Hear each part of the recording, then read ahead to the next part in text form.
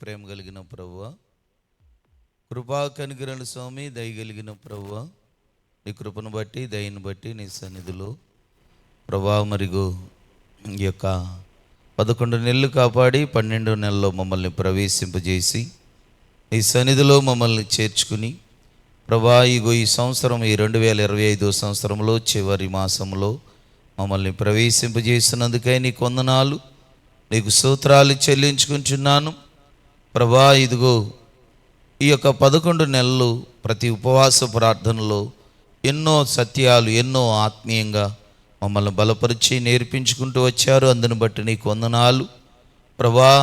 మరి అనేక కోణాల్లో అనేక రీతులుగా సంఘాన్ని, సంఘ బిడ్డలను, కుటుంబాలని ప్రేమించి బలపరిచి ప్రభా నీవు తండ్రి ఇంతవరకు నడిపించినందుకు వందనాలు. ఈ చివరి యొక్క మాసంలో ఈ చివరి ఉపవాస ప్రార్థన కోడికల్లో ప్రభా నీవే మాకు తోడుగా ఉండి మరి దినము నీ స్వాధీనములోనికి మమ్మల్ని అందరినీ తీసుకుని మాతో కూడా మాట్లాడి బలపరిచి కృపతో నింపమని యేసు నామములో ప్రార్థన చేసి వాక్యంలో గెలిచిన మా పరమ తండ్రి, ఆమేన్. ఇలా దేవుని వాక్యాన్ని చూసుకుందాం. మరి ఈరోజు మనకు ఒక ప్రత్యేకమైనది ఉన్నాయి కనుక నేను ఆ అంశం మీద మాట్లాడాలనుకుంటున్నాను. ఈరోజు మనకేమున్నాయి, మన పిల్లలకి బాప్నిషాల కార్యక్రమాలు ఉన్నాయి కనుక ఈ బాప్నిష్ విషయంలో మీతో నేను మాట్లాడాలని ఆశపడుతున్నాను. ఈ మోనిటర్లో అంశం చెప్తాను, రాసుకోండి. తర్వాత నేను కొన్ని విషయాలు మీతో మాట్లాడతాను. ఎందుకంటే బాప్నిషాలు తీసుకునే వాళ్ళు ఉన్నారు ఇక్కడ, బాప్నిషాలు ఆల్రెడీ పొందిన వారు ఉన్నారు, రాబోయే దినాల్లో తీసుకోబోయే వారు కూడా ఇక్కడ ఉన్నారు. కాబట్టి ఇది అందరికీ వర్తించేది. తీసుకోబోయే వారికి, ఇప్పుడు తీసుకునే వారికి, అలాగే ఆల్రెడీ తీసుకుని ఉన్న వారికి కూడా మరి మాటలు వర్తిస్తాయి. కాబట్టి మనం మనసు పెట్టిందాం, రాసుకోండి. అంశం చెప్తాను. బాప్నీషము పొందుట వలన కలిగే మేలులు లేక ఆశీర్వాదాలు లేక ప్రయోజనాలు. బాప్నీషము పొందుట వలన చాలా మేలులు ఉన్నాయి మన జీవితంలో. బాప్నీషం పొందుట వలన చూడండి మన జీవితంలో ఎన్నో ఆశీర్వాదాలు మనము పొందుకోవచ్చు. అయితే ఈ బాప్నీషాన్ని మనం ఎలా పొందాలి, ఏ రీతిగా ఉండి మనము బాప్నీషాన్ని తీసుకోవాలి అనేది మనకు అర్థం కావాలి. ఆ మేలులు చెప్పే ముందు నేను అసలు బాప్నీషము మనం ఎలా తీసుకోవాలి, దేని కొరకు తీసుకోవాలో నేను గతంలో చెప్పాను. కానీ ఒకసారి మరొక కోణములో మీకు ఈ విషయాలు జ్ఞాపకం చేయాలని ఆశపడుతున్నాను. అపోస్తుల కార్యం 2వ అధ్యాయం 41వ వచనాన్ని మనం గమనిస్తే, కాబట్టి అతని వాక్యము అంగీకరించిన వారు బాప్నీషము పొందిరి, ఆ దినమందు ఇంచుమించు 3000 మంది చేర్చబడిరి. అపోస్తుల కార్యం 2వ అధ్యాయం 41వ వచనములో ఈ మాట రాయబడింది. ఈ మాట ప్రకారంగా మనం చూస్తే పిల్లారా, ఇక్కడ బాప్నీషానికి ముందు ఒక ప్రక్రియ జరగాలి. అదేమిటంటే దేవుని వాక్యం అర్థం కావాలి. దేవుని వాక్యం ఒక వ్యక్తికి అర్థం కాకుండా బాప్నిషం అనేది మనం ఇవ్వకూడదు. వాక్యం అతడికి అర్థమయ్యి దాన్ని ఏం చేయాలంటే అంగీకరించాలి. చాలామందికి వాక్యం అర్థం కాకుండా, వాక్యాన్ని వారి హృదయాల్లో అంగీకరించకుండా బాప్నిషాలు పొందటం, తర్వాత వాళ్ళకి వాక్యం అర్థం వారి యొక్క జీవితాల్లో చూడండి క్రీస్తుని చూపించకపోవడం. ఎందుకంటే రండి, వాక్యం అర్థమైన వ్యక్తి ఎలా ఉంటాడో చూపిస్తాను మీకు. నేను మొదటి తెస్సలోనికి రాసిన పత్రిక 1వ అధ్యాయం 6వ వచనం ప్రకారంగా మనం చూస్తే, పరిశుద్ధాత్మ వల్ల కలుగు ఆనందము ఎంతో గొప్ప ఉపద్రవముందు మీరు వాక్యమును అంగీకరించి మమ్మును పోలి నడుచుకుని వారైతిరి. అంటే ఇక్కడ పిల్లలు మనం గమనిస్తే వాక్యం ఒక వ్యక్తికి అర్థమైంది అనుకోండి, ఆ వ్యక్తి చూడండి క్రీస్తుని పోలి అంటే ప్రభువుని పోలి ఆ వ్యక్తి నడుచుకోగలుగుతాడు. ఎందుకంటే అసలు బాప్తిస్మం అనడానికి అర్థం ఏమిటంటే, రండి ఇప్పుడు చూపిస్తాను మీకు. గలతీయులకు రాసిన పత్రిక 3వ అధ్యాయం 27వ వచనం. గలతీయులకు రాసిన పత్రిక 3వ అధ్యాయం 27వ వచనం ప్రకారంగా మనం చూస్తే, క్రీస్తులోనికి బాప్తిస్మము పొందిన మీరందరూ క్రీస్తుని ఏం చేశారంటే ఇప్పుడు ధరించుకుని ఉన్నారు. అంటే ఇప్పుడు మనము క్రీస్తుని స్వభావములోనికి వచ్చాం. ధరించడం అంటే ఉదాహరణకి మనం వేసుకునే వస్త్రాలు బట్టి ఏం చేస్తారంటే అందంగా ఉన్నారా లేరని చెప్తారు. వస్త్రాలు నీ శరీరానికి అందాన్ని తీసుకొస్తాయి. అలాగే క్రీస్తుని ధరించినప్పుడు నీ జీవితానికి ఒక అర్థము, పరమార్థము, ఒక ఆనందము, లేక ఒక అర్థాన్ని, లేక చూడండి నీకు ఒక ఆకారాన్ని తీసుకొస్తుంది. వాక్యం అర్థం కాకుండా క్రీస్తుని పోలి జీవించకుండా నీవు బాప్తిస్మములోనికి వచ్చినా పొందినా నీవు క్రీస్తుని చూపించలేవు. ఎందుకంటే నీకు వాక్యం అర్థం కాలేదు, నువ్వు అంగీకరించలేదు లోతుగా. నువ్వు క్రీస్తుని పోలి నడుచుకోవాలని ఆ జీవితం అంటే అది నీకు అర్థం కాలేదు కాబట్టి ఇప్పుడు బాప్తిస్మము పొందిన విలువ ఉండదు. ఎందుకంటే కొంతమందికి వస్త్రాలు వేస్తారు కానీ అవి విలువగా కాపాడుకోవాలని తెలియదు వాళ్ళకి. నేను కొంతమందిని చూస్తాను, వాళ్ళు వస్త్రాలు వేసుకున్న 10 నిమిషాలకు మురికైపోతాయి. ఎందుకని? ఆ వస్త్రాలు విలువ వాళ్ళకి తెలియలేదు. చాలామంది బాప్తిస్మము పొంది క్రీస్తుని ధరించుకుని ఆయన ఏం చేస్తారంటే పాడు చేసుకుంటారు వారి జీవితంలో. అందుకనే బాప్తిస్మం అనేది నువ్వు పొందే ముందు నీకు వాక్యం అర్థం కావాలి. అందుకని దేవుని సన్నిధికి కొంతకాలం వచ్చిన తర్వాత అతనికి వాక్యంలో పోషింపబడి వాక్యం అతనికి అర్థమైన తర్వాత అతడు ప్రభు పోలికలోనికి మార్చబడుతూ నడుస్తూ ఉన్నప్పుడు మనము ఈ బాప్తిస్మాన్ని అతనికి ఇచ్చినప్పుడు ఆ వ్యక్తి ఆ బాప్తిస్మం వలన క్రీస్తుని నేను ధరించుకుని ఉన్నాను కాబట్టి ఇక జీవించేవాడు నేను కాను, ఎవరు నాలో జీవిస్తున్నాడు? క్రీస్తు యేసే నాలో జీవిస్తున్నాడు. కాబట్టి నేను ఎలాంటి పాత జీవితం, పాత అలవాట్లు, పాత యొక్క లక్షణాలు నాలో ఉండకూడదు. ఈ విషయాన్ని గ్రహింపు మనలోకి రావాలి. అందుకని తీసుకోబోయే వారికి, తీసుకునేవారికి, ఆల్రెడీ తీసుకున్న వాళ్ళు కూడా చెప్తున్న మాటలు ఇవి. మీరు దేవుని వాక్యాన్ని ప్రతిరోజు అర్థం చేసుకోవాలి. దేవుని వాక్యము ప్రకారంగా మీరు పోలి నడుచుకోవాలి. ఎందుకంటే మీరు బాప్తిస్మము ద్వారా ఎవరిని ధరించారు? ఇప్పుడు మీరు క్రీస్తును ధరించారు. కాబట్టి యేసుక్రీస్తు ప్రభువారిని ధరించిన మీరు ఇప్పుడు మీ వస్త్రాలను ఎలాగైతే అనేక మంది చూస్తారో మీలో పొందిన ఈ బాప్తిస్మము ద్వారా క్రీస్తుని అనేక మంది చూడాలి. మనల్ని మనం చూపించుకోకూడదు. మనం ఎవరిని చూపించాలంటే క్రీస్తుని మన జీవితంలో చూపించాలి. కానీ ఈ దినాల్లో ఈ విషయం, ఈ సత్యము అర్థం కాక చాలామంది వాక్యము వాళ్ళకి తెలియకపోయినా, వాక్యం వాళ్ళకి అర్థం కాకపోయినా, చూడండి చాలామంది పిల్లారా వాక్యము ప్రకారంగా పోలి నడిచి జీవించకుండా ఈ యొక్క బాప్తిస్మమును పొందుట వలన వాళ్ళకి అర్థం అవ్వట్లా, నేను క్రీస్తుని ధరించాను, ఇక నా ఇష్టం వచ్చినట్లుగా నేను బ్రతకూడదు, జీవించకూడదు, నేను నా జీవితం ఇప్పుడు క్రీస్తుకి సంబంధించింది, దేవుని పోలికలోనికి మార్చబడిన వాడిని, ఇప్పుడు నేను క్రీస్తుని పోలికగా బ్రతకాలని అవగాహన లేక మరలా లోకంలోకి వెళ్ళిపోతున్నారు. అందుకనే దయచేసి అర్థం చేసుకోండి. ఈ రోజైనా మీరు మనం పొందే బాప్తిస్మము మన జీవితానికి చాలా మేలుకరమైనది. అది మేలుకరంగా, ఆశీర్వాదకరంగా, దీవెనకరంగా ఉండాలంటే నువ్వు పొందవలసిన రీతిలో దాన్ని నువ్వు పొందుకోవాలి. అందుకనే మొదట నువ్వు వాక్యం అర్థం అవ్వాలి, నీకు వాక్యాన్ని అంగీకరించాలి, వాక్యం పోలి నువ్వు నడుచుకోవాలి. అప్పుడే నీవు నీ స్థితి నీకు అర్థమైద్ది, నువ్వు గ్రహింపులోకి వస్తావు.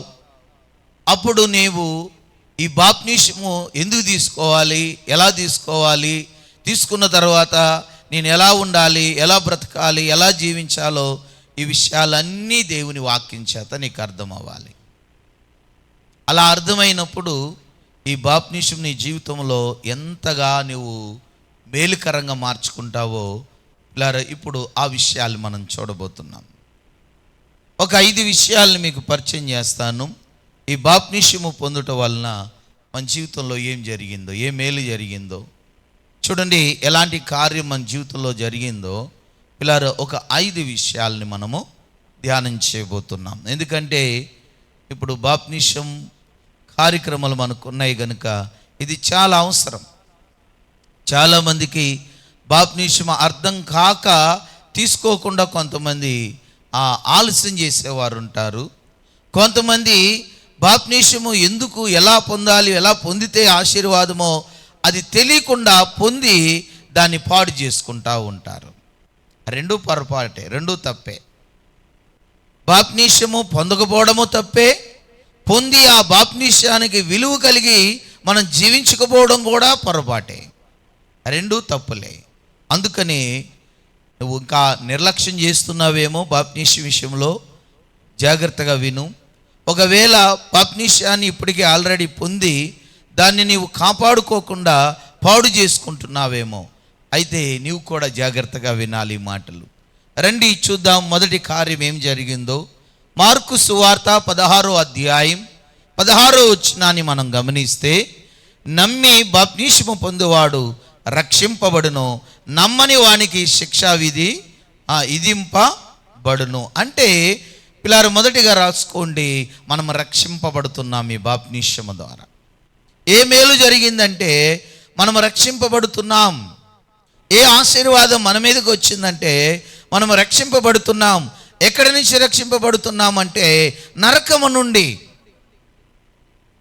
ఎప్పుడైతే మనము నమ్మి బాప్టిసము పొందామో చూడండి, నరకంలోకి వెళ్ళవలసిన మనల్ని చూడండి దేవుడు మనల్ని రక్షించుకుంటున్నాడు.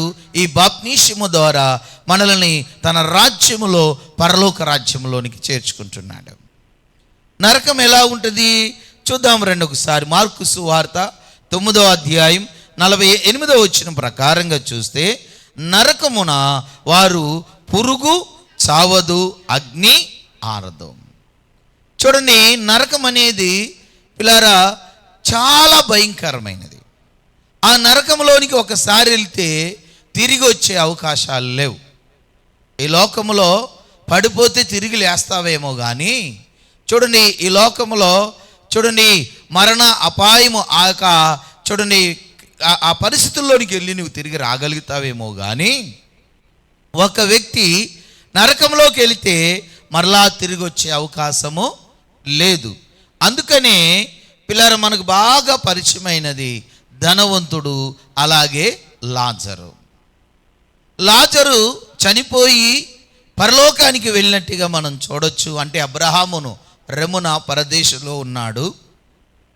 అలాగే ధనవంతుడు కూడా చనిపోయి చూడండి అతడు కూడా ఎక్కడికి వెళ్ళాడంటే పాతాళములోనికి వెళ్ళాడని మనం చూస్తాం.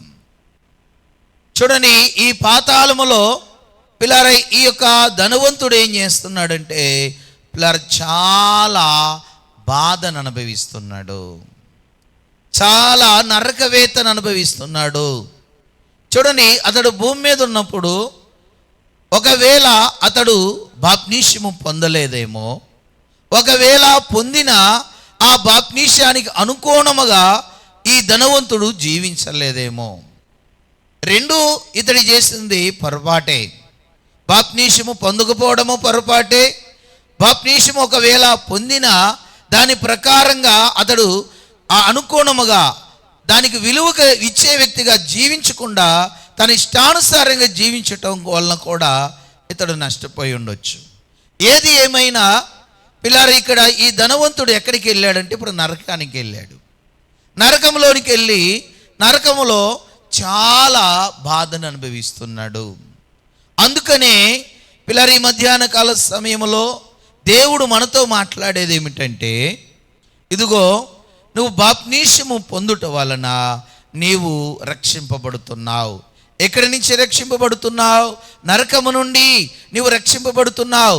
నరకములోనికి వెళ్ళావనుకో, అగ్ని ఆరదు, పురుగు చావదు, యుగయుగాలు కూడా నీవు ఆ నరకములో ఏమైతావు? కాలుతూ ఉంటావు. ఇక్కడ కాలుతే చూడండి, డాక్టర్ దగ్గరికి వెళ్ళి ఏదో ఒక ట్రీట్మెంట్ చేయించుకుని గాయాన్ని బాగు చేసుకుంటావు. కానీ ఆ నరకంలో నీకు బాగు చేసే వారు ఎవరు ఉండరు. నీ గాయం ఇంకా ఎక్కువైతున్నది, ఇంకా నువ్వు కాల్చబడుతూ ఉంటావు. సరే, చాలామంది నా చిన్నప్పుడు నేను రాజమండ్రిలో ఒక బ్రిడ్జి దగ్గర ఉండేవాళ్ళం.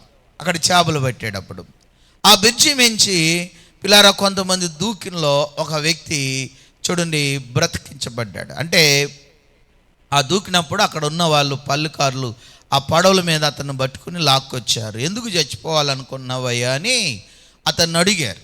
అడిగితే అతనికి ఒక భయంకరమైన గడ్డ వేసింది ఇక్కడ. దాని పోటుకి తట్టుకోలేక ఇక ఎందుకు బ్రతకడు, నేను చనిపోవాలనుకుంటున్నాను అని, నేను చనిపోదామనుకుంటే మీరు నన్ను కాపాడారని ఏడుస్తున్నాడు ఆయన. ఎందుకంటే తన శరీరములో ఒక భాగములో ఒక గడ్డ వచ్చినందుకు, ఆ గడ్డ కొరకు డాక్టర్ల దగ్గరికి వెళ్ళినా ఎక్కడికి వెళ్ళినా అది నయం కాకపోవడం వలన ఆ బాధను భరించలేక అతడు చనిపోవాలనుకున్నాడు. చనిపోతే ఈ బాధ నుంచి నాకు విముక్తి కలిగిద్ది అనుకున్నాడు. కానీ నరకంలోకి వెళ్ళే వ్యక్తికి ఆ నరక వేద నుంచి తప్పించుకోవడానికి చనిపోవాలనుకున్న అక్కడ మరణం దొరకదు ఆ వ్యక్తికి. ఆ విషయం చెప్పడానికి మీకు ఇది జ్ఞాపకం చేశాను. ఈ లోకంలో శ్రమలు చూసి తట్టుకోలేక నీ ప్రాణాన్ని బలవంతంగా తీసుకునే అవకాశం నీకు ఉండొచ్చు. కానీ నీవు నరకంలోకి వెళ్ళాక ఆ నరకమైనటి ఆ శ్రమలు, ఆ కష్టాలు, ఆ బాధలను నీవు విడుదల పొందడానికి చూడండి, ఒకవేళ అక్కడికి వెళ్ళి నేను మళ్ళా చనిపోవడానికి అంటానికి నీకు మరణం రాదు అక్కడ.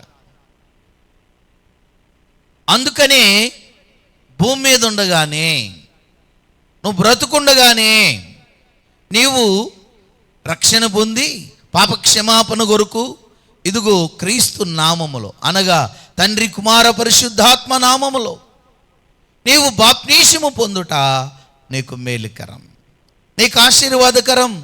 ఆ నరకములో ఆ శ్రమలు, ఆ కష్టాలు, అలాంటి ఇబ్బందుల నుంచి నీవు రక్షింపబడతావు. ఇది మేలు కదా. ఇది కూడా మనకేంటిది? ఆశీర్వాదమే. రండి, మొదటి ఆశీర్వాదం చూసాము కదా, రెండో ఆశీర్వాదం చూపిస్తాను. రెండో మేలేంటి? మనము బాప్తీసము పొందుట వలన జరిగే మేలేంటి, ఆశీర్వాదం ఏంటో రెండో విషయాన్ని మీ దృష్టికి తీసుకొస్తాను. రండి చూద్దాం. యోహాను సువార్త 3వ అధ్యాయం 5వ వచనం ప్రకారంగా చూస్తే, యోహాను సువార్త 3వ అధ్యాయం 5వ వచనం ప్రకారం యేసు ఇట్లనెను, ఒకడు నీటి మూలముగాను ఆత్మ మూలముగాను జన్మిస్తేనే గాని దేవుని రాజ్యములో ప్రవేశింపలేడని నీతో నిశ్చయముగా చెబుచున్నాను నేను. చూడండి పిల్లారా, బాప్తీసము ద్వారా రాసుకోండి, తిరిగి జన్మించటం. తల్లి గర్భములో నుండి మొదటిగా నీవు ఈ లోకానికి చూడండి తల్లి యొక్క జన్మము ద్వారా నీవు వస్తున్నావు. అలాగునే పిల్లారా, ఇక్కడ క్రీస్తు ప్రభువారిలో చూడండి ఈ బాప్తీసము ద్వారా మనము మరలా క్రీస్తులో తిరిగి జన్మిస్తున్నాం. క్రీస్తులో జన్మించటం వలన పిల్లారా ఏమి కార్యము జరుగుతుందంటే, పిల్లారా మన జీవితంలో మనం ఎలా ఉంటామంటే, పిల్లారా మన జీవితంలో నవీన స్వభావాన్ని ధరిస్తాం. అంటే క్రొత్త స్వభావాన్ని ధరిస్తాం. ఇప్పుడు శరీర స్వభావముగా పుట్టిన వాళ్ళం కనుక తల్లిదండ్రుల యొక్క లక్షణాలు మనలో కనబడతాయి. తల్లిదండ్రుల యొక్క అలవాట్లు మనలోకి వస్తాయి. చాలామంది అంటారు కదా, సేమ్ వాళ్ళ డాడీ టైపే, సేమ్ వాళ్ళ అమ్మ టైపే, సేమ్ వాళ్ళ తాత టైపే, సేమ్ వాళ్ళ అమ్మమ్మ టైపో, నాయనమ్మ టైపో, మేనత్త టైపు, ఏదో ఒక టైపు. ఎందుకని? ఈ శరీర స్వభావము, ఈ శరీర చూడండి వ్యక్తుల్లో నుంచి వచ్చే లక్షణాలు అవి. అలాగే నీవు క్రీస్తులో చూడని ఈ బాప్తిస్మము ద్వారా జన్మిస్తున్నావు అంటే ఇప్పుడు నీలోకి రావలసిన లక్షణాలు ఏమిటి? క్రీస్తు యొక్క లక్షణాలు. అంటే ఒక మాటలో చెప్పాలంటే దైవ పోలికలు నీలో ఏర్పడాలి, దేవుని పోలికలు నీలో కనబడాలి. దేవునిలా ప్రేమించాలి, దేవునిలా క్షమించాలి, దేవునిలా సహాయపడాలి. చూడండి యేసుక్రీస్తు ప్రభువారు ఎలాంటి గుణగణాలు కలిగి ఉన్నాడో ఆ గుణగణాలు మనలో కనబడాలి. బాప్తిస్మము ద్వారా చూడండి క్రొత్తగా మనము జన్మించటము ద్వారా ఆత్మ మూలముగా చూడండి పిల్లారా, ఇప్పుడు మనలో ఏర్పడేది ఏంటంటే మన యొక్క పితరుల నుంచి వచ్చే స్వభావాలు కనబడకూడదు. మన తండ్రి త్రాగుబోతు, మనం త్రాగుబోతులంగా ఉండకూడదు. చూడండి ఈ లోక సంబంధమైన అనేకమైన అలవాట్లు వ్యసనాలు కలిగి మన తల్లిదండ్రులు ఉంటారు. అలాంటి స్వభావాలు మనలో కనబడకుండా మనము ఉండాలి అంటే, బ్రతకాలి అంటే ఈ బాప్తిస్మము ద్వారానే సాధ్యం. బాప్తిస్మం పొందుట వలన నీలో క్రీస్తు యొక్క స్వభావం ఏర్పడుతుంది, కానీ నీ తల్లిదండ్రుల యొక్క శరీర, నీ పితరుల నుంచి వచ్చే స్వభావాలు నీలో కనబడవు. ఇంకా కనబడుతున్నాయి నీలో అంటే నీవు పొందినది సరైన బాప్తిస్మం కాదు. నీలో ఇప్పుడు నీ పితరుల నుంచి వచ్చేంటి పగ, దేశం, కక్షలు, క్రోధములు చూడండి ఇవేవి నీలో కనబడకూడదు. నీ బాప్తిస్మం పొందిన తర్వాత, క్రీస్తులో తిరిగి జన్మించిన తర్వాత నీవు క్రీస్తు లాంటి జీవితాన్ని జీవించాలి. పౌలు అందుకే అన్నాడు, నేను క్రీస్తుని పోలి జీవించాను, నన్ను పోలి మీరును జీవించండి. ఎందుకంటే పౌలు చూడండి దేవుణ్ణి అంగీకరించి ఆయన బాప్తిస్మము పొందిన తర్వాత అతడు తన యొక్క పాత జీవితాన్ని అంతటిని విడిచిపెట్టేశాడు. పితరుల నుంచి వచ్చే స్వభావం అతనిలో కనబడట్లేదు. పితరుల యొక్క స్వభావం హింసకుడు, దూషకుడు, హానికరుడైన జీవితం. కానీ ఇప్పుడు చూడని క్రీస్తులోనికి అతడు బాప్తిస్మము ద్వారా క్రీస్తులో నూతనమైన జన్మాన్ని పొందుకున్నాడు గనుక ఇప్పుడు అతడు ఏమి చూపిస్తున్నాడంటే ప్రేమను చూపిస్తున్నాడు. అతడు ఏమి చూపిస్తున్నాడంటే చూడండి తన కొట్టి వారికి ఈపును చూపిస్తున్నాడు. ఏమి చూపిస్తున్నాడు అంటే చూడండి తను ఎంత ప్రేమించగలవాడు, క్షమించగలవాడు, సహాయం చేయగలవాడు తను కనబరుస్తున్నాడు. ఎందుకంటే యేసుక్రీస్తు ప్రభువారు ఎలా ఉంటాడో చాలామందికి తెలియదు, కానీ పౌలులో క్రీస్తు ప్రభువారిని ఆయన చూపించగలిగాడు. అందుకనే బాప్తిస్మం అంటే ఏమిటంటే మనం క్రీస్తుని ధరించుటని గలతీయులకు రాసిన పత్రికలో చదివాం కదా. ఇప్పుడు పౌలు ఎవరిని ధరించాడు? క్రీస్తు ప్రభువారిని ధరించాడు. పౌలు ఎవరిని చూపిస్తున్నాడు? ఇప్పుడు క్రీస్తుని చూపిస్తున్నాడు అందరికీ. ఇదిగో యేసయ్య ఎలా ఉంటాడు, ఎలా ప్రేమిస్తాడు, ఎలా క్షమిస్తాడు, ఇలా నిన్ను బాగు చేస్తాడు, ఇలా నీకు సహాయపడతాడు, ఇలా నీకు నెమ్మదినిస్తాడు, ఇలాగ నీ కుటుంబంలో నీకు ఇక భార్య బిడ్డలు లేక నీ భర్త, నీ బిడ్డలు లేక నీ తల్లిదండ్రులు అందరూ సంతోషముగా ఉండగలుగుతారు, అది క్రీస్తు వలనే అని ఇప్పుడు పౌలు ఏం చేస్తున్నాడంటే క్రీస్తుని చూపిస్తున్నాడు. ఆయన ఒక మాట, ఒక అడుగు ముందుకేసి ఆయన అన్నాడు, నేను క్రీస్తుని ముద్రలుగా నేను ధరించాను. స్టాంపు చూడండి పిల్లారా, మనం ఏదైనా గవర్నమెంట్లోనికి వెళ్ళి మనం ఏదైనా పర్మిషన్ కానీ ఏదైనా తెచ్చుకునేటప్పుడు ఒక కాగితం ఇస్తారు. ఆ కాగితం మీద ఏ స్టాంపు పడాలి? ప్రభుత్వం యొక్క స్టాంపు ముద్ర ఉంటేనే దానికి విలువ.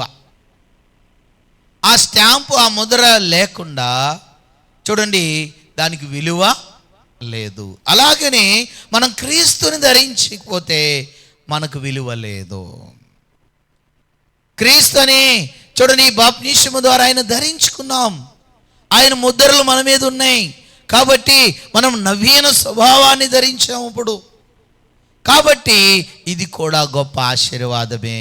ఇది రెండోది, అలా మనసులో పెట్టుకోండి. రండి మూడో విషయం దగ్గరికి వద్దాం. మూడో విషయాన్ని దగ్గరికి వద్దాం. పిల్లారా, మూడో విషయం అపోస్తుల కార్యం. అపోస్తుల కార్యం 2వ అధ్యాయం. అపోస్తుల కార్యం 2వ అధ్యాయం 38వ వచనాన్ని మనం గమనిస్తే, పేతురు, మీరు మారు మనసు పొంది పాపక్షమాపణ నిమిత్తము ప్రతి వాడును యేసుక్రీస్తు నామమున బాప్తిస్మము పొందుడి, అప్పుడు మీరు పరిశుద్ధాత్మను వరమును పొందెదరు. చూడండి, మూడవదిగా పాప క్షమాపణ, అలాగనే పరిశుద్ధాత్మను మనం పొందుతాం. మూడో ఆశీర్వాదం ఏంటి? మూడో ప్రయోజనం ఏంటి? మూడో ఒక మేలేంటంటే, ఈ యొక్క బాప్తిస్మము పొందుట వలన చూడండి మనలోనికి పరిశుద్ధాత్మ వస్తుంది.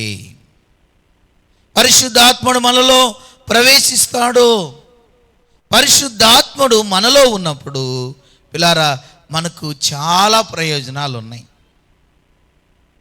నువ్వు బాప్తిస్మము పొందుట వలన నీవు ఇక్కడ మన వాక్య ప్రకారంగా చూస్తే పిల్లారా మనము పరిశుద్ధాత్మను పొందుతాము. వాస్తవానికి పాపం మనలో ఉంటే పరిశుద్ధాత్ముడు రాలేడు. పరిశుద్ధాత్ముడు వచ్చే ముందు కొన్ని కార్యాలు చేస్తాడు మనలో. చూపిస్తాను రండి. పరిశుద్ధాత్మ మనలోనికి వచ్చినప్పుడు మన జీవితంలో జరిగే కొన్ని కార్యాలు ఉంటాయి, అవి కూడా చూపిస్తాను. యోహానుకు రాసిన చూద్దాం, చూడండి. యోహాను సువార్త 14వ అధ్యాయం. యోహాను సువార్త 14వ అధ్యాయం 26వ వచనం. 14:26. ఆదరణకర్త అనగా తండ్రి అయిన నామమున పంపబోవు పరిశుద్ధాత్మ సమస్తమును మీకు బోధించి నేను మీతో చెప్పిన సంగతులన్నిటిని మీకు జ్ఞాపకము చేయను. అంటే పరిశుద్ధాత్ముడు మనలోనికి ప్రవేశించే ముందు ఆయన మనకు బోధిస్తాడు కొన్ని విషయాలు.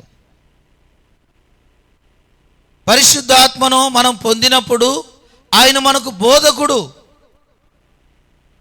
ఆయన చూడండి, మనం ఎలాంటి విషయాల్లో మనం ఎలాగా నడవాలి, ఎలా నడవకూడదు, ఎలా జీవించాలి, జీవించకూడదు, ఈ విషయాలన్నీ కూడా పరిశుద్ధాత్ముడు నీలో బోధిస్తూ వస్తూ ఉంటాడు. పరిశుద్ధాత్ముడు నీకు బోధకుడిగా ఉన్నప్పుడు, దేవుని సేవకుడు బోధించినప్పుడు చాలా సులువుగా నీకు అర్థమవుతుంది. పరిశుద్ధాత్మ మనలో లేనప్పుడు, పరిశుద్ధాత్మని యొక్క బోధ కింద మనం లేనప్పుడు దేవుని సేవకులు బోధిస్తే మనకు అస్సలు అర్థం కాదు. అందుకనే చూడండి పిల్లారా, మనము బాప్తిస్మము ద్వారా పరిశుద్ధాత్మ క్రిందకు వస్తున్నాం. పరిశుద్ధాత్ముడు ఏం చేస్తాడంటే ఆయన మనకు బోధిస్తూ ఉంటాడు. ఇంకా ఆయన ఏం చేస్తాడంటే బోధించి మనల్ని ఏం చేస్తాడంటే యోహాను సువార్తలోనే 16వ అధ్యాయం 13 ప్రకారంగా చూస్తే, అయితే ఆయన అనగా సత్యస్వరూపైన ఆత్మ వచ్చినప్పుడు మిమ్మల్ని ఏం చేస్తాడంట? సర్వసత్యములోనికి నడిపిస్తాడు. బోధకుడే కాదు, ఆయన నిన్ను నడిపిస్తాడు కూడా. నీవు మారు మనసు పొంది పాపక్షమాపణ పొందుకుని చూడని నువ్వు బాప్తిస్మము పొందుట వలన నీ జీవితంలో జరిగే మేలేమిటంటే పరిశుద్ధాత్మను పొందుతావు. పరిశుద్ధాత్మ పొందుట వలన నీకు ప్రయోజనం ఏంటంటే ఆయన నీకు బోధకుడు. ఆయన బోధకుడే కాదు, ఆయన నిన్ను నడిపించేవాడు కూడా. ఎలా నడిపిస్తాడు? సర్వసత్యములోనికి నిన్ను నడిపిస్తాడు. రండి, ఇంకా ఆయన చేసే పని ఏమిటంటే చూద్దాం రండి. యోహాను సువార్త 16వ అధ్యాయంలోనే 7-8 వచనాలు మనం చూస్తే, అయితే నేను మీతో సత్యమును చెబుచున్నాను, నేను వెళ్ళి పోవట వలన మీకు ప్రయోజనకరము. నేను వెళ్ళని ఎడల ఆదరణకర్త మీ యొద్దకు రాడు. నేను వెళ్ళిని ఎడల ఆయనను మీ యొద్దకు పంపెదను. ఆయన వచ్చి పాపమును గురించియు నీతిని గురించియు ఆ తీర్పును గురించియు లోకమును, అంటే మనల్ని ఒప్పింపజేస్తాడు. దేని విషయంలో ఒప్పింపజేస్తాడు?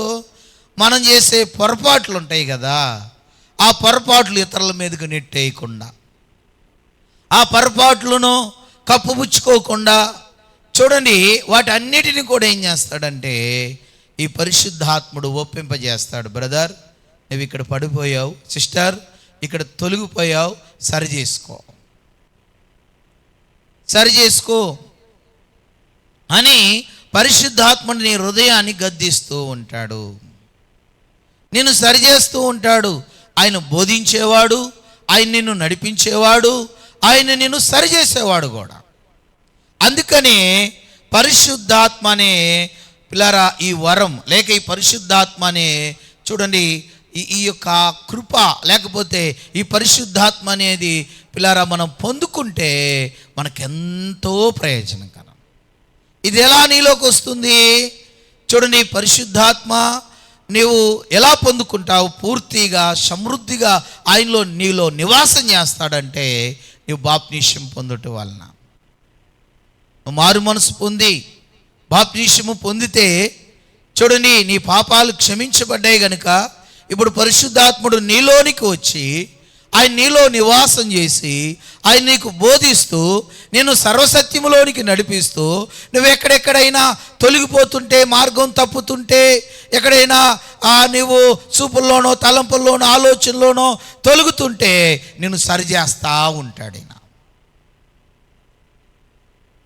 పిల్లరా అలాంటి గొప్ప ఆశీర్వాదము ఈ బాప్తిస్మం వలన నీ జీవితంలోనికి నువ్వు పొందుకుంటావు.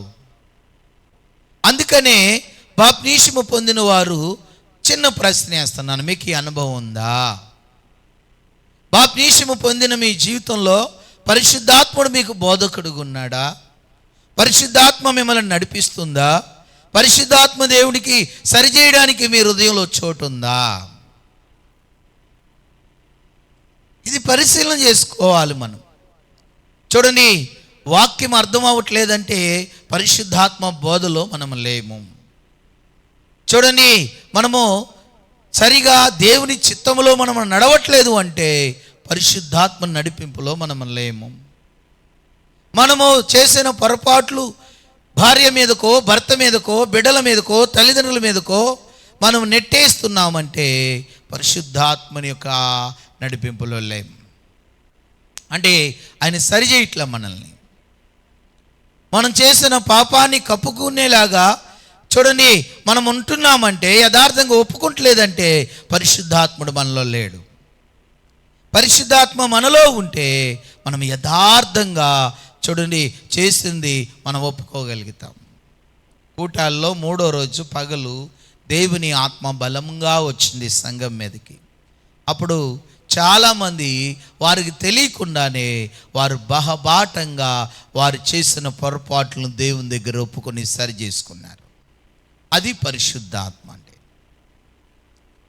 పరిశుద్ధాత్మ అల్లరికి కర్త కాదు. పరిశుద్ధాత్మ సమాధానంతో మన జీవితంలో, మన బ్రతుకులో మనం ఎలా నడవాలి, ఎలా జీవించాలి, ఎలా ఉండాలి, ఎలా ఉండి దేవుని కొరకు పనిచేసి దేవుని రాజ్యాన్ని మనం చేరాలో పరిశుద్ధాత్ముడు మనకు సాయం చేస్తాడు. ఇంకా చెప్పాలంటే మారు మనసు తగిన ఫలాలు ఎలా ఫలించాలో ఆయన మనకు నేర్పిస్తాడు. మారు మనసు తగిన ఫలాలు మనం ఫలించకపోతే దేవుని చేతిలో నుంచి మనం తొలగిన వారు, అనగా క్షమింపబడిన వారంగా ఉంటాం, లేదా నరకబడి వారుగా ఉంటాం. రెండూ కూడా మనకు నష్టమే. ఈ రెండూ కూడా మనకు నరకానికి సాదృశ్యంగా ఉన్నాయి. అందుకని చూడండి బాప్తిస్మం పొందిన నీ జీవితంలో మొదటిగా నీవు రక్షింపబడ్డావు. రెండోదిగా నీవు ఆత్మలో తిరిగి జన్మించావు. అంటే ఇప్పుడు నీ స్వభావము శరీర స్వభావం కాదు, శరీర క్రియలు కాదు నీవి. మన పితరులు తల్లిదండ్రుల నుంచి వచ్చేంటి స్వభావాలు మనలో కనబడవు. ఎందుకంటే తల్లి పిల్లరా లోకంలో బ్రతికితే బిడ్డ కూడా లోకంలోనే బ్రతకాలనుకుంటుంది. ఎప్పుడంటే ఆమె రక్షింపబడక ముందు, ఆమె బాప్తిస్మం పొందక ముందు. ఇప్పుడు బాప్తిస్మం రక్షించబడి బాప్తిస్మం పొందావు గనుక ఇప్పుడు నీవు ఆత్మలో తిరిగి నువ్వు జన్మించావు కాబట్టి నీ తల్లి బుద్ధులు నీలో కనబడకూడదు, నీ తండ్రి యొక్క బుద్ధులు నీలో కనబడకూడదు.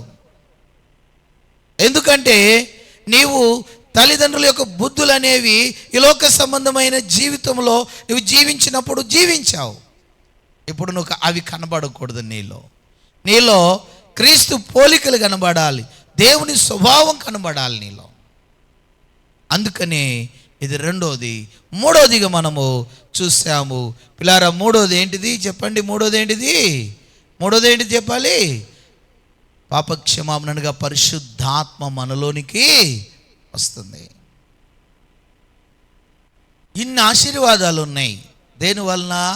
నువ్వు బాప్తీసమును పొందుట వలన. పొందే విషయం కూడా నేను చెప్పాను ముందుగానే. ఎలా పొందాలి? మొదట నీకు వాక్యము అర్థం అవ్వాలి, నువ్వు వాక్యం ప్రకారంగా జీవించాలి.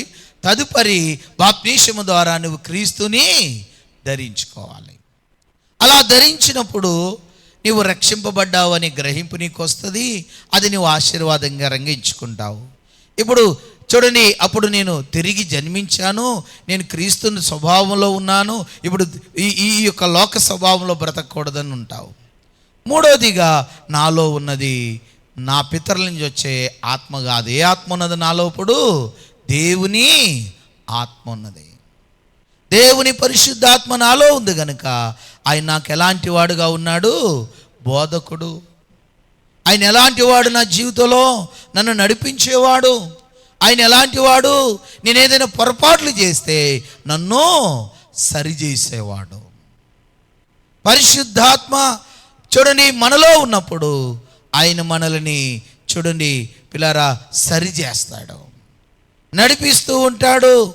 ఆయన మనకి తెలియని గూఢమైన సంగతులను మనకు బోధించి చూడండి అనేకమైన సత్యాలను మనకు నేర్పిస్తాడు ఆయన. ఈ పరిశుద్ధాత్మని యొక్క చూడండి సావాసాన్ని మనం కోల్పోతున్నామంటే మనము చాలా ప్రమాదకరంలో ఉన్నాం. నువ్వు బాప్తీసం పొందకపోయినా పొందిన పరిశుద్ధాత్మని యొక్క సావాసం నీకు కావాలి. మొదటి పరిశుద్ధాత్మని నీలో లేకపోతే మందిరానికి నడిపించబడవు. పరిశుద్ధాత్మని నడిపిస్తాడు.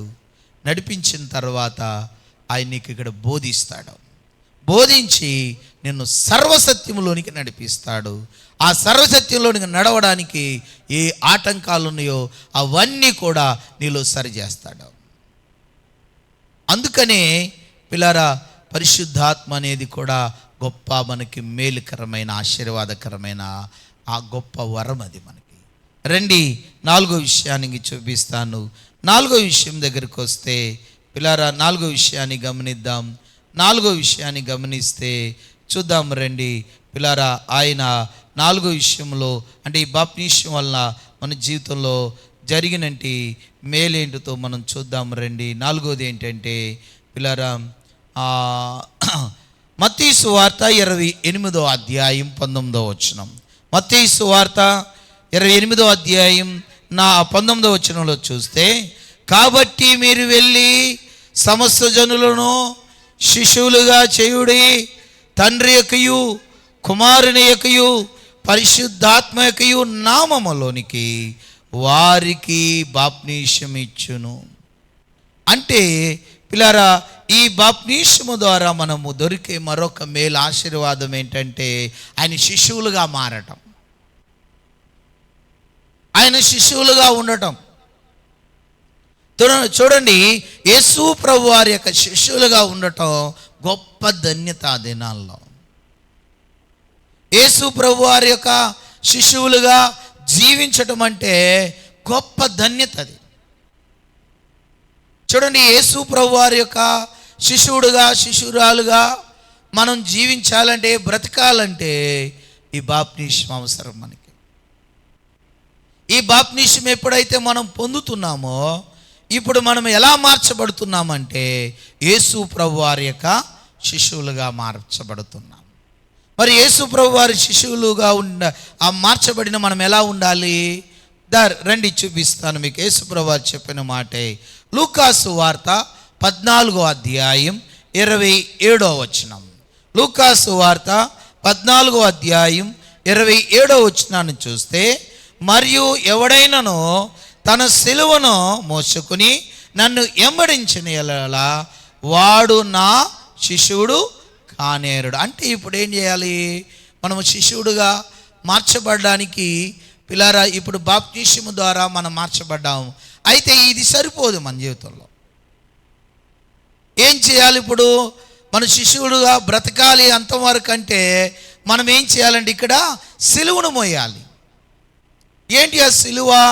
రండి, అపోస్తుల కార్యం 14వ అధ్యాయం 22వ వచనాన్ని మనం గమనిస్తే, శిష్యులు మనుషులను దృఢపరిచి విశ్వాసమందు నిలకడగా ఉండవలననియు అనేక శ్రమలు అనుభవించి మనము దేవుని రాజ్యములో ప్రవేశించవలననియు వారిని హెచ్చరించిరి.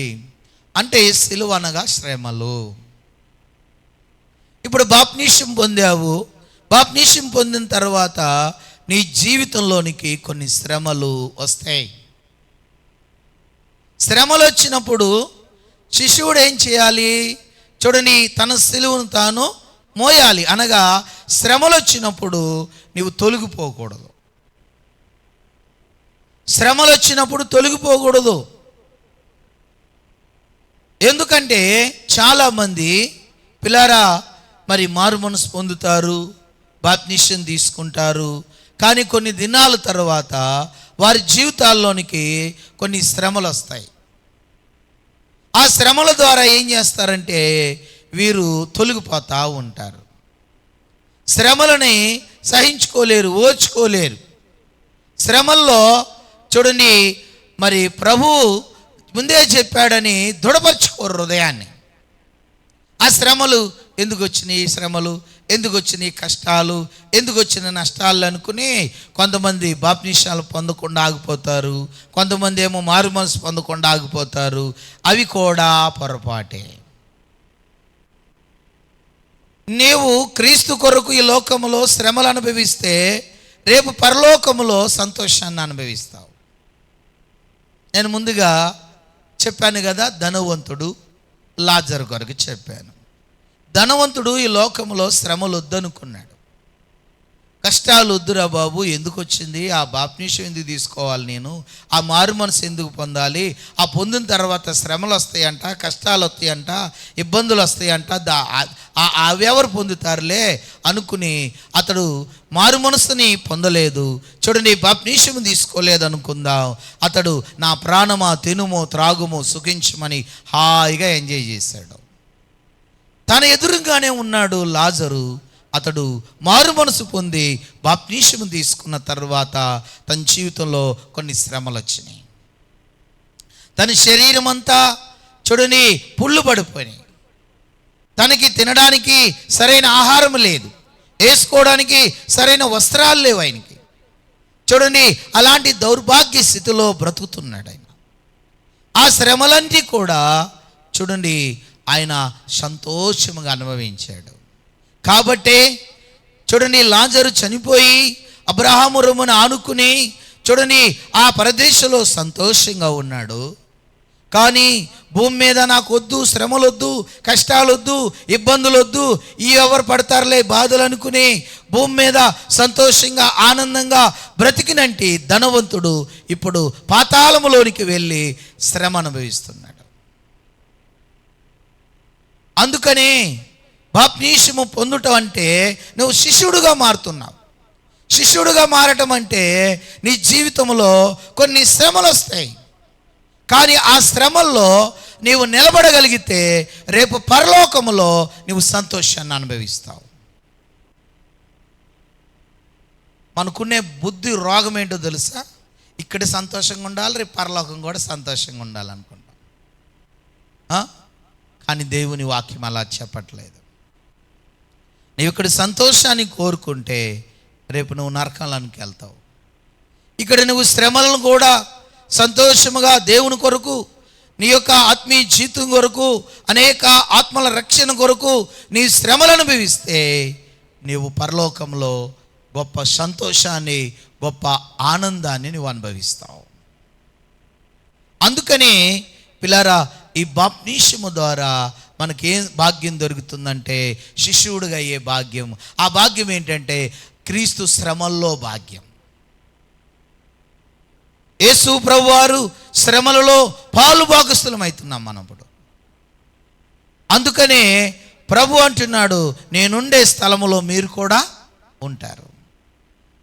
ఈ శ్రమలు వద్దనుకునే వాళ్ళు, ఈ బాప్టిసం పొందనోళ్ళు, ఈ మారు మనసు పొందనోళ్ళకి రేపు దేవునితో ఆయన దగ్గర కూర్చునే అవకాశం లేదు.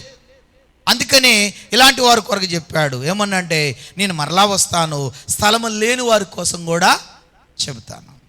స్థలం ఉన్నవారెవరు? ఈ యొక్క బాప్టిసం పొంది, ఈ మారు మనసు పొంది శ్రమలు అనుభవించే వారికి స్థలం ఉంది పరలోకంలో. ఈ నాకొద్దు, ఈ శ్రమలు వద్దు, ఈ కష్టాలు వద్దు, ఇబ్బందులు వద్దు, అందుకని నేను మారు మనసు పొందను, అందుకని నేను బాప్టిసం తీసుకోను, ఈ లోకంలో నేను కూడా ఎంజాయ్ చేయాలి, సంతోషంగా ఆనందంగా ఉండాలనుకునే వాళ్ళకి పరలోకంలో స్థలం లేదు.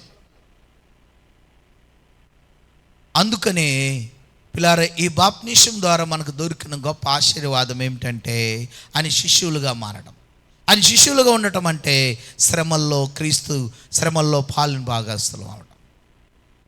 అందుకనే దేవుని వాక్యం చెబుతుంది, ఆయనంట చూడండి, మనం అపాయములో ఉన్నప్పుడు ఉపాయము లేని వారము కాము.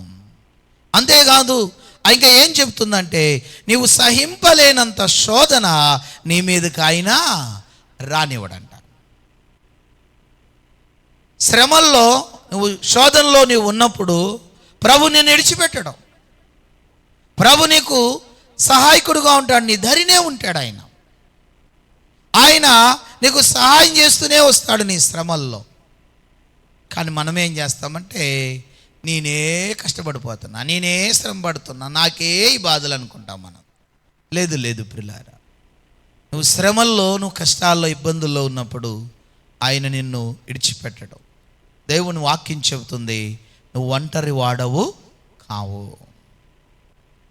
నువ్వు ఒంటరి వాడివి కావు.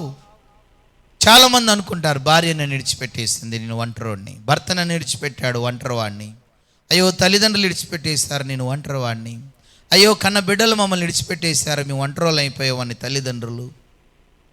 పిల్లారా, ఈ లోకంలో ఈ యొక్క సంబంధాలు, రక్షబంధాలు, ఈ బంధుత్వాలు మనల్ని విడిచిపెట్టేవచ్చు. కానీ క్రీస్తు రక్తం అనే ఈ సంబంధం మనల్ని ఎన్నడూ విడిచిపెట్టదు. ఆయన ఎన్నడూ మనల్ని విడిచిపెట్టడు. నేను అనుకుంటాను, నా బంధువు యేసయ్య, నా రక్ష సంబంధి యేసయ్య. ఈ లోకంలో బంధువులు, రక్షబంధులు డబ్బుంటే మనల్ని ప్రేమిస్తారు, మనం సాయం చేస్తే మనకు వాళ్ళు పొగుడుతారు. మనకేమీ లేకపోతే, మనకు ఒకవేళ మనం ఏదైనా అవసరతలో ఉంటే వాళ్ళు మనల్ని బంధువులని చెప్పుకోవడానికి కూడా ఇష్టపడరు. కానీ యేసయ్య అలాంటి వాడు కాదు. యేసయ్య నువ్వు ఏ పరిస్థితుల్లో ఉన్నా, నువ్వు ఎలాంటి జీవితంలో ఉన్నా, ఆయన నీకు బంధువుగానే ఉంటాడు. ఆయన నీ రక్షబంధుగానే ఉంటాడు.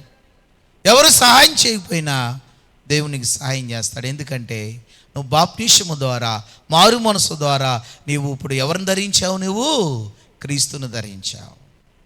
నువ్వు క్రీస్తుని ధరించావు కాబట్టి ఆ శ్రమలో పడేటప్పుడు నువ్వు కాదు, అవి ఆ శ్రమలన్నీ ఎవరు భరిస్తున్నారు? యేసయ్య భరిస్తున్నాడు. అందుకనే మారు మనసు పొందకముందు నువ్వు ఎన్ని కష్టాలు పడినా, బాప్టిసం తీసుకోకముందు నువ్వు ఎన్ని శ్రమలు అనుభవించినా అవి లెక్కలోకి రావేమో. నువ్వు మారు మనసు పొంది బాప్టిసం తీసుకున్న తర్వాత నువ్వు అనుభవించే ప్రతి శ్రమలు, కష్టాలు అవి లెక్కలోకి వస్తాయి. అవి దేవుడు లెక్కిస్తాడు. నువ్వు మారు మనసు పొందకముందు, లేక నువ్వు బాప్టిసం పొందకముందు నువ్వు ఇడిచిన కన్నీరు దేవుని కవిగిట్లోకి వెళ్ళకపోవచ్చు, బుడ్డులోకి చేరకపోవచ్చు. కానీ నువ్వు మారు మనసు పొందేటప్పుడు, నువ్వు బాప్టిసం పొందిన తర్వాత నువ్వు విడుస్తున్న కన్నీరంతా కూడా దేవుని ఎదుట ఆ కవిగిల్లోనికి, ఆ బుడ్డిలోనికి చేర్చబడతాయి. అప్పుడు నీ విడిచిన ప్రతి కన్నీటిని, బాష్ప బిందును దేవుడు ఏం చేస్తాడు? తుడిచివేసి నిన్ను ఓదారుస్తాడు ఆయన. అందుకనే బాప్టిసం అనేది, మారు మనసు అనేది దేవుడు ఇచ్చిన గొప్ప ప్రణాళికలో ఇదొక భాగం. ఎందుకంటే ఈ మారు మనసు, ఈ బాప్టిసం ద్వారా నీకు ఎన్నో మేలులు ఉన్నాయి. ఇది అర్థం కాకపోవడం వల్లనే చాలామంది పొందకపోవడం, పొందినా దాన్ని నిలబెట్టుకోకపోవడం. ఎందుకు? చాలా వరకు ఈ శ్రమలకు అడుగు వచ్చేటప్పుడు తొలగిపోతూ ఉంటారు. ఇలా అందుకనే చూడండి, దేవుడు మనకిచ్చిన భాగ్యం ఏమిటంటే పిల్లారా, 4వదిగా మనం గమనిస్తే ఆయన శిష్యులుగా చేసుకున్నాడు. శిష్యుడు అనగా శ్రమలలో ఉండేవాడు. ఎవరు శ్రమలు ఇవి? క్రీస్తు శ్రమల్లో పాలు భాగస్తులం మనం.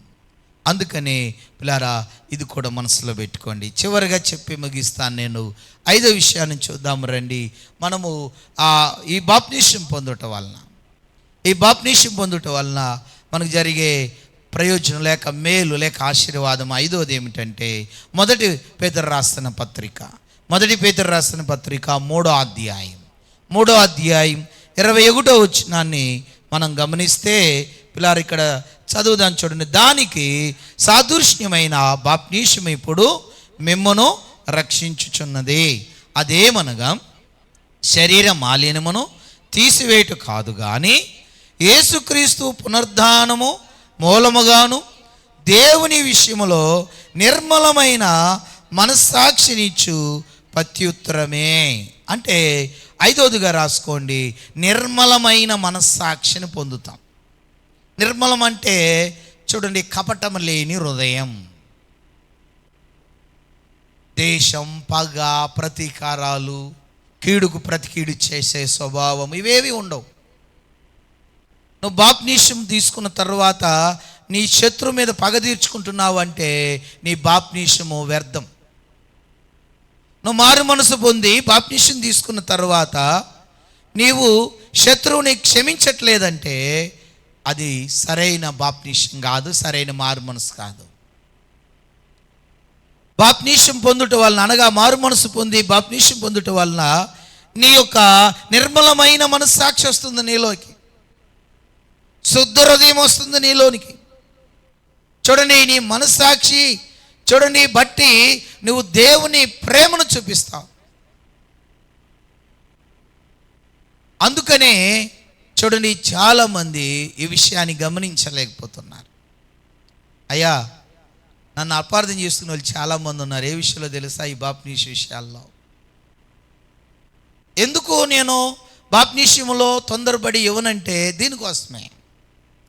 నువ్వు బాప్టిసం పొంది రక్షింపబడుతున్నాననే విషయాన్ని నువ్వు గ్రహించకపోతే నువ్వు నరకానికే వెళ్ళేది. బాప్టిసం పొందిన నీవు అయ్యో నేను తిరిగి జన్మించాను, ఇక నేను తల్లిదండ్రుల స్వభావం కలిగి కాదు బ్రతికేది, నేను క్రీస్తు స్వభావం కలిగి బ్రతికానని నీకు అర్థం కాకుండా నువ్వు బాప్టిసం తీసుకుంటే నీకు ప్రయోజనం లేదు.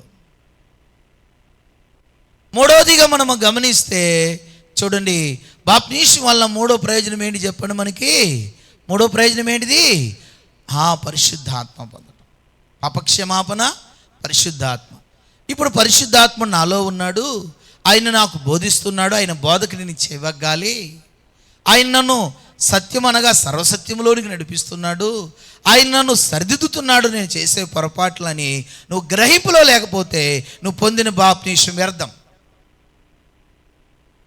4వదిగా నీకు అర్థం అవ్వాలి, బాప్టిసం అంటే నేను ఒక శిష్యుడుగా మారుతున్నాను. శిష్యుడు అనగా క్రీస్తు శ్రమల్లో పాలు భాగస్తున్నవుతున్నాను ఇప్పుడు నేను. కాబట్టి నేను శ్రమల్లో ఏ పరిస్థితుల్లో నేను తొలగిపోకూడదు. నేను శ్రమల్లో నిలబడాలని నీకు అర్థం కావాలి. అప్పుడు నువ్వు తీసుకునే బాప్టిసం విలువగా ఉంటుంది. ఇప్పుడు నీకు అర్థం కాలేదు, శ్రమలు వచ్చినాయి, తొలగిపోతావు. ఎందుకంటే పిల్లారా, నా సేవా జీవితంలో కొంతమంది వ్యక్తులు నాతో పంచుకున్న వాళ్ళు ఉన్నారు. అయ్యా, మేము మారుమనసు పొందాము, మేము కష్టాలు పాలయ్యామయ్యా, మేము బాప్టిసం తీసుకున్న తర్వాత మా జీవితంలో మరి ఎక్కువ శ్రమలు వచ్చినాయి అయ్యా అంటే వాళ్ళు ఏమో అర్థం చేసుకున్నారంటే, శ్రమలు వచ్చినాయి అయ్యా, మాకు ఇలాగా ఇది ఆ బాప్టిసం ఎందుకు ఇచ్చారు, మారుమనసు ఎందుకు పొందమని చెప్పారని ప్రశ్న వేశారు నాకు. అప్పుడు నేను అన్నాను, మీకు అర్థం కాలేదు. మారు మనసు పొందితే బాప్టిసం తీసుకుంటే నువ్వు యేసు ప్రభువారి శిష్యుడుగా మారుతున్నావు. యేసు ప్రభువారి శిష్యుడికి సిలువ మోయాలని చెప్పాడు ప్రభువారు. సిలువ అనగా శ్రమలు. కాబట్టి మీ జీవితంలో ఇవి వస్తాయి, రావని నన్ను, కానీ వీటిని సహించగల శక్తి దేవుడు మీకు ఇస్తాడు.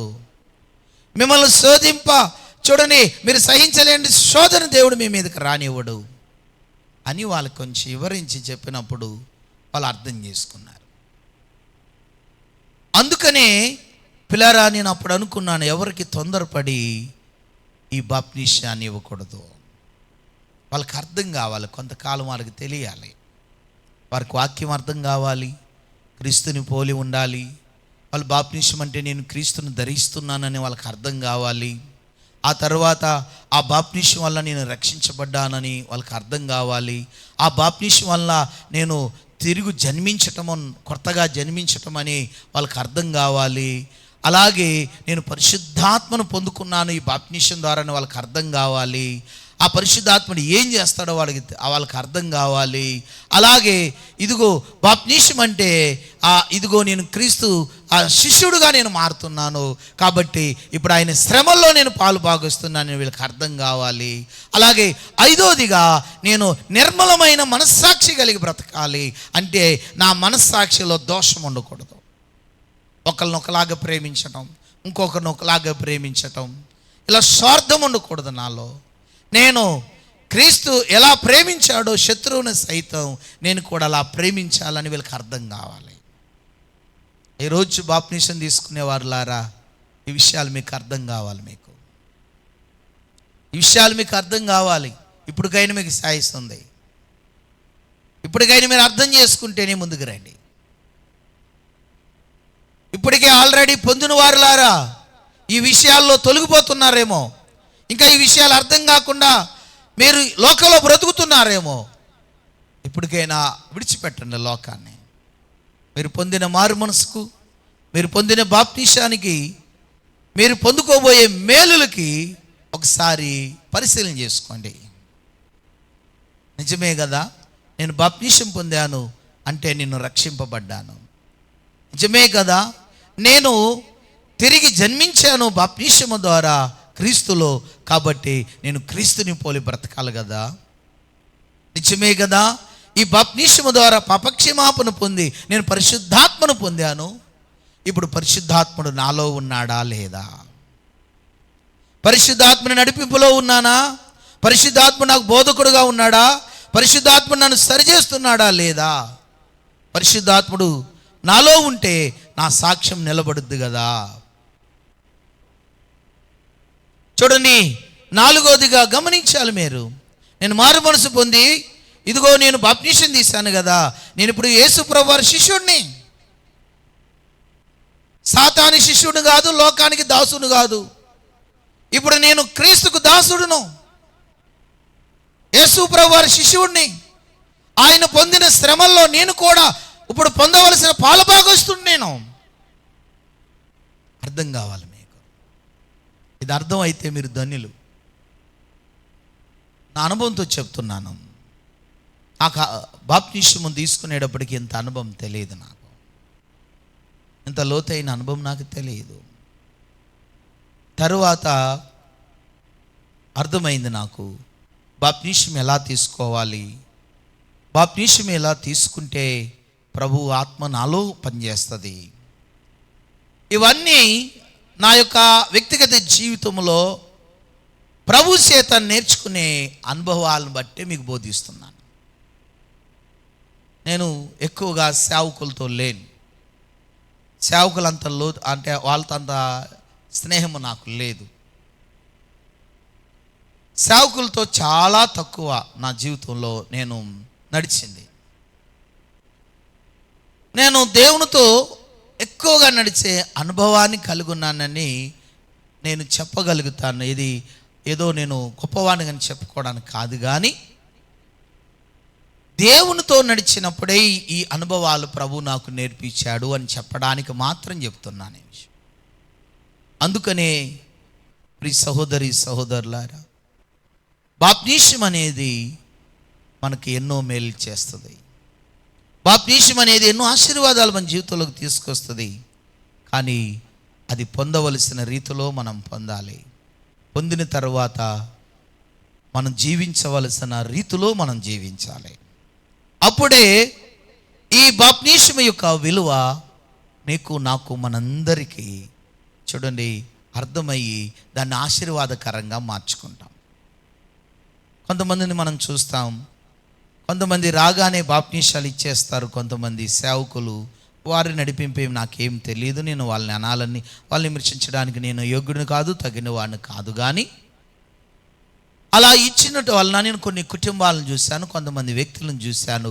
వారు బాప్తీసం తీసుకుని కొన్ని రోజులు చర్చికి వచ్చి ఇప్పుడు వెళ్ళిపోయి మళ్ళా పూజలు చేస్తున్నారు, విగ్రహారాధకులు అయిపోయారు. ఎందుకంటే వాళ్ళకి అర్థం కాల, బాప్తీసం విలువ అర్థం కాలేదు వాళ్ళకి. బాప్తీసం పొందటం వలన నేను రక్షించబడ్డాను, బాప్తీసం వలన నేను తిరుగు జన్మించాను, బాప్తీసం వలన నేను దేవుని ఆత్మను పొందాను, బాప్తీసం వలన నేను శిష్యుడుగా మార్చబడ్డాను, బాప్తీసం వలన నిర్మలమైన మనస్సాక్షి నాకు వచ్చింది అనే విషయం వాళ్ళకి అర్థం కాక వాళ్ళ లోకంలోకి వెళ్ళిపోయారు. అందుకనే బాప్తీసం అనేది మీకు అర్థం కావాలి.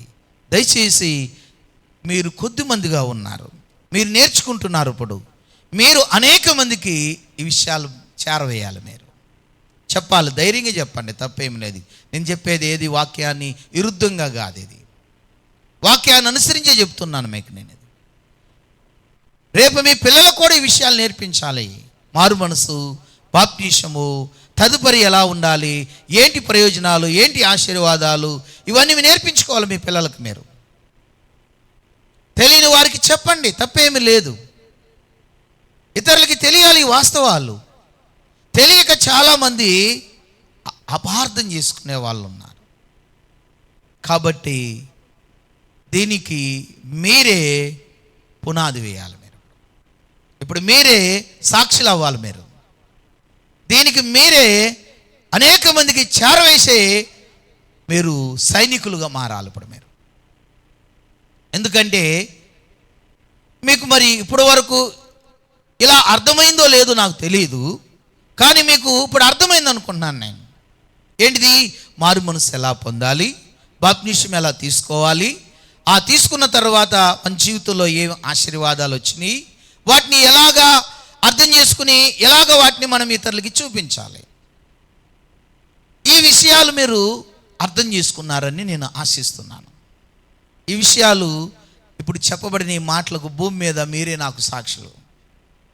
రేపు దేవుడు అడుగుతాడు నన్ను, నువ్వు మారు మనసు కొరకు చెప్పావా, బాప్తీసం కొరకు చెప్పావా, అవి పొందుకుంటే వారు ఎలాంటి ప్రయోజనాలు ఉన్నాయో, వాళ్ళు ఎలా బ్రతకాలో నువ్వు చెప్పావా అంటే రేపు నేను ధైర్యంగా అయ్యా నా బిడ్డలు ఉన్నారు ఇక్కడ అడగండి చెప్పానా లేదో అని చెప్తాను నేను. మీరే సాక్షులు దానికి మీరు. అందుకని పిల్లారా గమనిద్దాం, ఆలోచిద్దాం. ఈ విషయాలు బట్టి ఒకసారి మన హృదయాలు తెరిచి ప్రార్థన చేద్దాం, మోకరిద్దాం, ప్రార్థన చేద్దాం, మోకరించి ప్రార్థన చేద్దాం, ప్రార్థన చేద్దాం. అందరూ కూడా మోకాళ్ళ మీదకి వద్దాం, మోకాళ్ళ మీదకి వచ్చి ప్రార్థన చేద్దాం. ఒకవేళ నువ్వు మారు మనసు అర్థం కాకుండా, బాప్తీసం అనేది అర్థం కాకుండా పొందుకుని తొలగిపోయావేమో, అయితే ఈరోజు విన్నావు కదా, నువ్వు మారు మనసు ఎలా పొందాలి, ఎలా బాప్తీసం